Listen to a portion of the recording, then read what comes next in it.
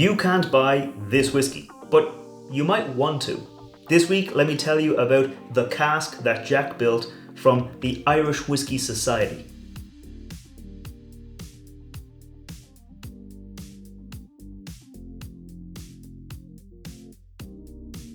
Welcome back to the channel. I'm Matt, I'm the Whiskey Nerd, and like I said, this week I'm looking at the cask that Jack built, which is a bottling by the Irish Whisky Society. So let me get it into the glass and I'll tell you a little bit more about it. Now, this is a whiskey from the Irish Whisky Society, but importantly, who is Jack and how did he build this cask? Well, the Jack in question is Jack O'Shea. I'll put a picture of him up there. He is one of those big figures in Irish whiskey. He's the former president of the Irish Whisky Society, and he helped set up a bunch of distilleries up and down the country, as well as a couple of other kind of whiskey companies that are sourcing whiskies and blending them together. He's a very influential figure, and he was our former president, and he actually helped distill, or he didn't help, he did distill this whiskey at the Pearse Lyons Distillery. Now, the Pearse Lyons Distillery, named after Dr. Pearse Lyons, did originally open its doors in 2012 in Ireland before it moved and picked up its stills and moved the stills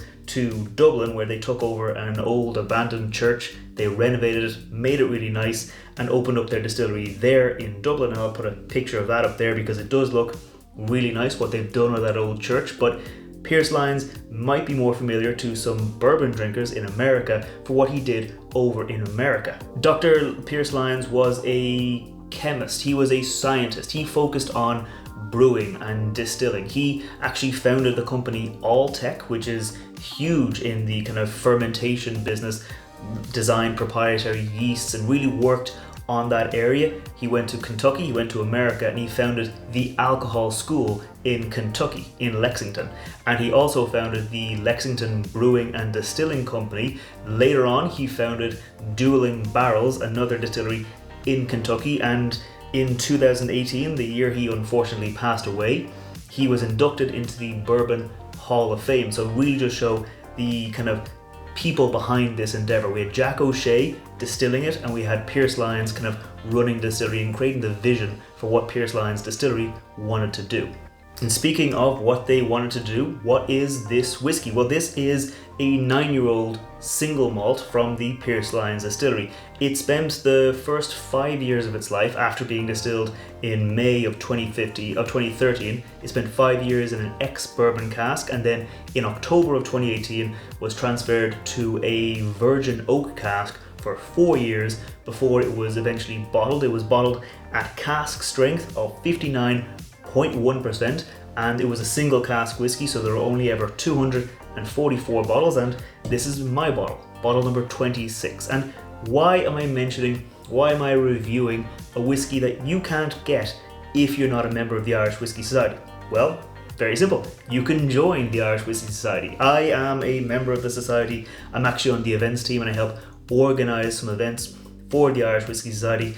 And what we do is, well, we're a non-profit organization. We organize events and we buy casks of whiskey, which we then offer to our members at essentially cost price, the cost of buying a cask, maturing the cask, bottling the cask, so you can get your hands on some very, very good whiskeys at very, very good prices, especially if you are, or only if you are, a member. And we have got some very good casks coming up. We've got casks from Killowen, from Dingle, from Ecklandville, from the Shed Distillery, from a load of distilleries.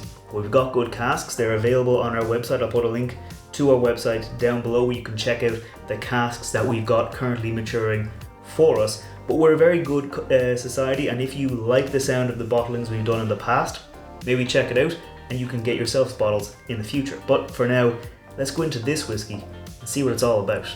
Cheers. Immediately, it's very, very sweet. Despite it being very strong, like you can tell there's a high ABV in there, but it's not like burning the nose hairs on you. It's quite sweet, quite oaky, quite forward. I mean, it did spend 5 years in bourbon and 4 years in virgin oak, so you're gonna get a lot of oaks kind of note coming through, but it's still very sweet, and actually a lot of berries coming through on the nose. It reminds me a lot of like a blackberry jam. So if you think of a really, really sweet, like a fruit preserve where you get a lot of blackberries but you also get a lot of sugar. You get those kind of jellies, the fruit jellies, really, again, heavy on the juiciness, but also heavy on that sweetness. And that's the kind of fruity note I'm getting through here, but also with that oak, you get a lot of kind of pine sap, the resin, the tree kind of notes. The notes from that virgin oak definitely do come through into the whiskey. It's a single malt, but I'm not getting on the nose a huge amount of maltiness, more getting that kind of oak spice, getting some kind of deeper notes, kind of like leather, or you can have that charred oak kind of feel coming through, as well as, like I said, all that sweetness. So I'm gonna go in for the palate on the cask that Jack built. Cheers. That is nice. It is rich, it is heavy. It's not burning. 59.1%, that's almost what, 110 proof, 120 proof almost, but it's not really hot. It's just heavy. It's like deep. It is a single malt whiskey.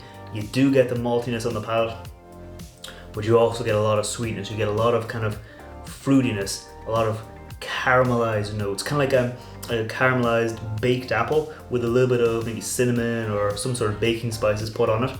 You do get those kind of caramelized fruity notes there.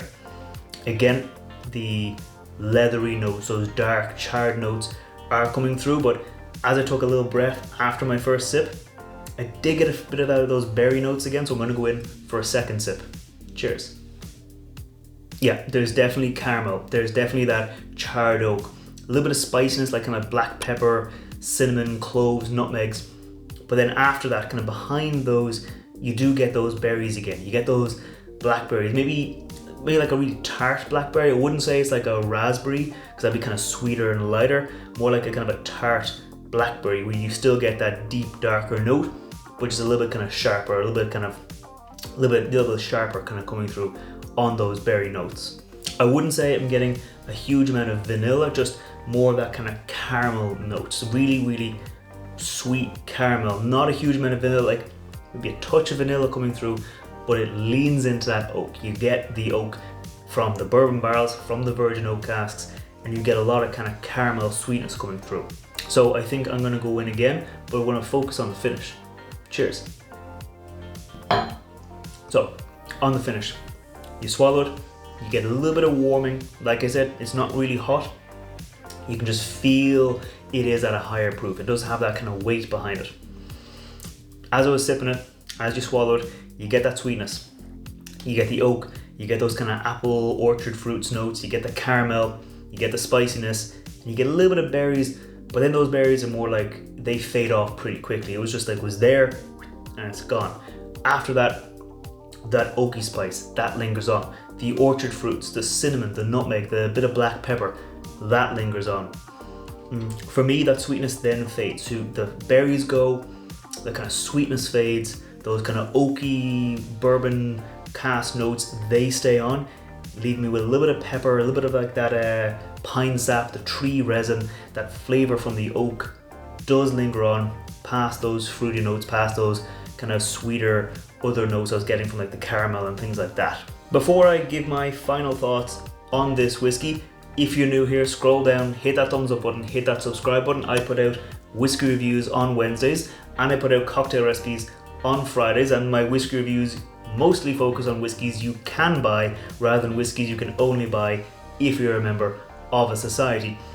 Ultimately, I think this is a great whiskey. It is a very good whiskey that we put out, and obviously I'm gonna be biased. I'm gonna be kind of biased in saying it's a good whiskey, but we have a whole cask committee who taste the whiskeys, who mature the whiskeys, who recask the whiskeys, and then put them out when they think they're ready. So we've got a lot of people really invested in making good whiskey who made a good whiskey, so of course it's gonna be a good whiskey. I think it's solid. I think if you like the sound of the society and you're in Ireland, or you're in a position where you might be able to get the bottles shipped to you, check out the Irish Whiskey Society. We have got good events, we have got good bottlings, but for now, I'm definitely going to keep on enjoying this, and maybe you might let me know down in the comments what are the kind of single barrel or exclusive whiskies you've tried before that you really liked, but I'm going to enjoy this one, and I'll see you next time. Sláinte.